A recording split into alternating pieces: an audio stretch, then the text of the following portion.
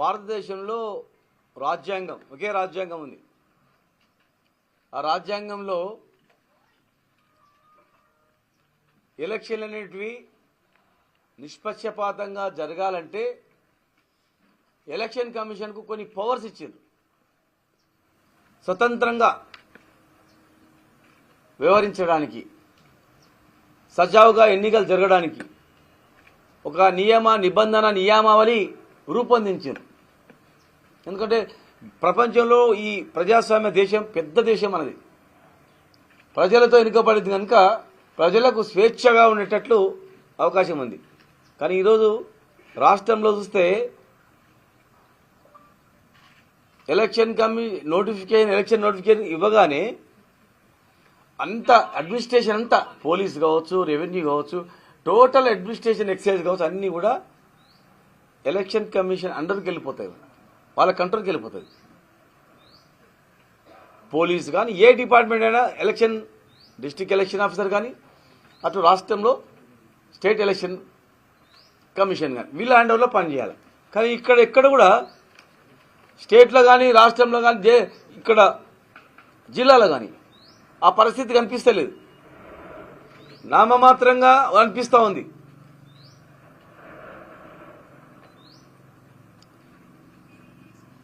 ప్రభుత్వం పోలీస్ డిపార్ట్మెంటే మొత్తం నడుపుతున్నట్లు అనిపిస్తుంది. Police department election commission interference ఉండదు, పోలీసులే డైరెక్ట్గా వాళ్ళే ఎక్సైజ్, వాళ్ళే రెవెన్యూ, వాళ్ళే లా అండ్ ఆర్డర్, వాళ్ళే మొత్తం టోటల్గా యంత్రాంగం మొత్తం కూడా. పోలీస్ వ్యవస్థ అంటే దేశంలోనే తెలంగాణ పోలీస్ అంటే పెద్ద విలువ, గొప్ప పేరు. కానీ ఈరోజు సిగ్గుపడేటట్లుంది. ఎలక్షన్ కమిషన్ సంబంధం ఏమి ఉండదు, పోలీస్ డిపార్ట్మెంట్ వాళ్ళే నామినేషన్ వేపిస్తారు. అంటే అధికార పార్టీకి తలొగ్గి రాష్ట్రంలో ఉన్నటువంటి కొంతమంది అవినీతి అధికారులు వాళ్ళ పోస్టింగ్లకు, మామూళ్లకు, భూములకు, భూ కబ్జాలకు, శాండ్ మాఫియాకు, ఇంకా రకరకాల మైనింగ్ మాఫియాలకు డబ్బుకు అలవాటు పడినటువంటి కొంతమంది అధికారులు కేవలం ప్రధానంగా అదే ధ్యేయంగా పెట్టుకొని పూర్తి విచ్చలవిడిగా మొత్తం అన్ని వదిలిపెట్టి పోలీస్ వ్యవస్థకే చెడ్డ పేరు తెచ్చేటట్లు ఇవాళ వివరిస్తూ ఉన్నారు. నామినేషన్ వేయడానికి 3 పోవాలి నిబంధన, కానీ గుంపులు 20 మంది 30 మంది పోతున్నారు. పేపర్లలో వస్తుంది, సోషల్ మీడియాలో వస్తుంది, ఏం యాక్షన్ లేదు.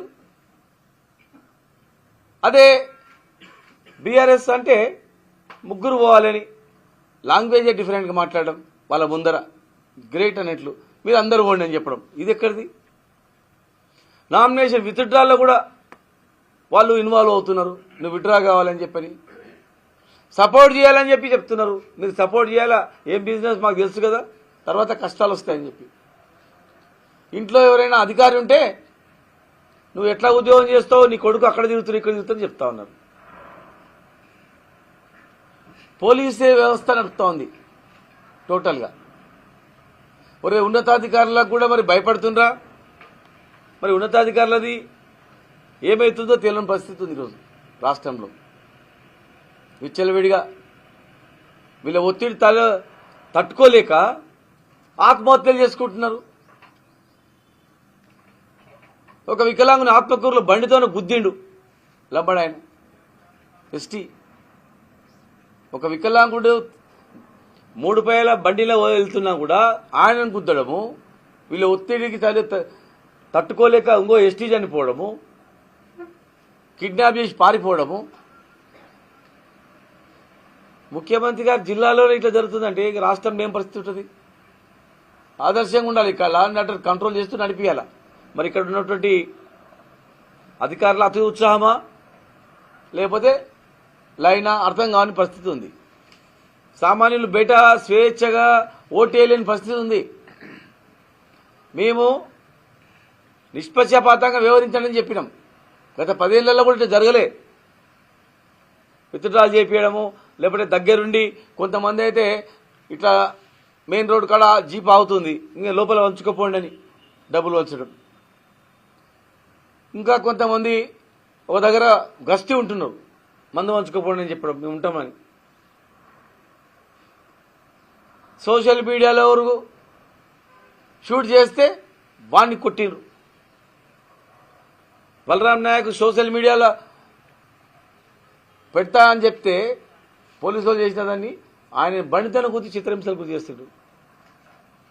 ఊకెందుకు అందరినీ విత్డ్రాలు చేయించి యునానిమస్ చేయించుకోరు అదండి, డిక్లేర్ చేయండి మీరే.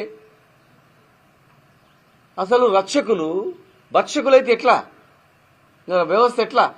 భక్షకులైతే ఎట్లా నడుస్తుంది వ్యవహారం, ఎట్లా నడుస్తుంది? ఏం దాడులు ఇవి? ఫ్యాక్షనిజం తరహాలో నడుస్తూ ఉంది.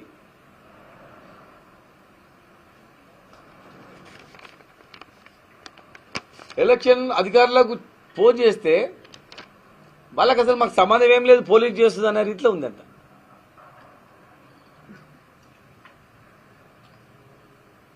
దానికి కారణాలు ఏంటంటే ఇవే కారణాలు.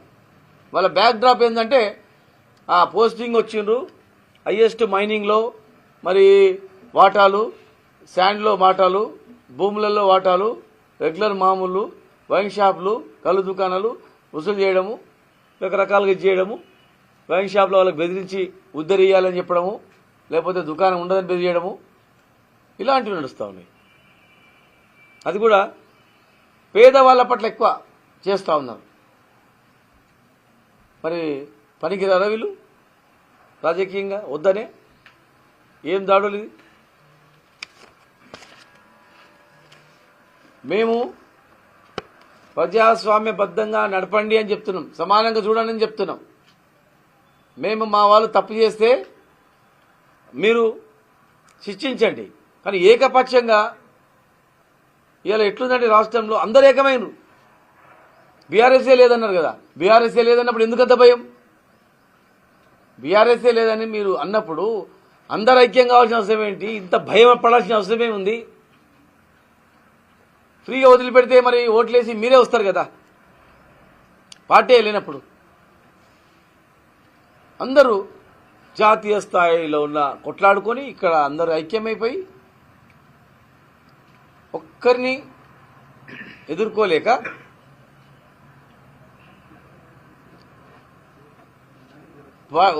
పార్టీని ఎదుర్కోలేక అందరూ ఐక్యమై మీరు గెలవాలని ప్రయత్నం చేస్తే ప్రజాస్వామ్యం అవుతుంది. అది ప్రజలు ఖచ్చితంగా తిరగబడతారు, ప్రజలు 100% తిరగబడతారు. ఎవరు కూడా హర్షించరు దీన్ని. మీరు అనుకుంటుండొచ్చు గొప్పగా ఉంటుందని, ఇంకా ఇబ్బంది అవుతుంది. అందుకే మేము మా అడ్వకేట్స్ అందరూ కూడా తెలంగాణ ఉద్యమంలో కూడా చురుకైన పాత్ర పోషించిన వాళ్ళందరూ కూడా, రాష్ట్ర సాధనలో ముందున్నటువంటి వాళ్ళందరూ కూడా